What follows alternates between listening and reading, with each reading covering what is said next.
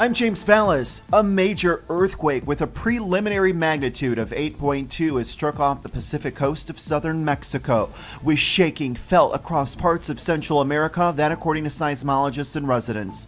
A tsunami alert had been issued for several countries. The earthquake, which struck at 10:49 p.m. local time on Thursday, was centered about 45 miles southwest of El Parmacito. It struck at a depth of 42 miles, making it a relatively shallow earthquake.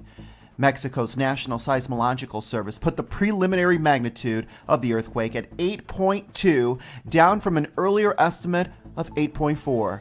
The Pacific Tsunami Warning Center also put the magnitude at 8.2, and the U.S. Geological Survey put the magnitude at an 8.1. A number of buildings were destroyed in the region near the epicenter, but the extent of the damage was not immediately known. Local authorities confirmed that at least 5 people had been killed, 3 in the state of Chiapas and 2 in the state of Tabasco, where 2 children were confirmed to have died. Shaking from the earthquake was felt across the region, as far away as Guatemala, Belize, Honduras, and El Salvador.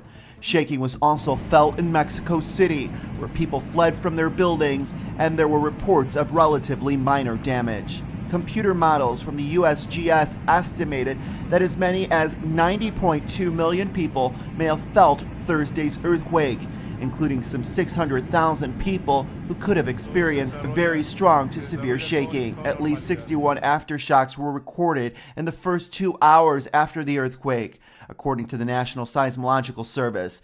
It said the strongest aftershock had a magnitude of a 6.1, while several others were in the upper 5 range. Additional aftershocks are likely. A magnitude of 8.2 makes it the most powerful earthquake to strike Mexico in more than a century, surpassing the earthquake in Jalisco in 1932, which left hundreds dead.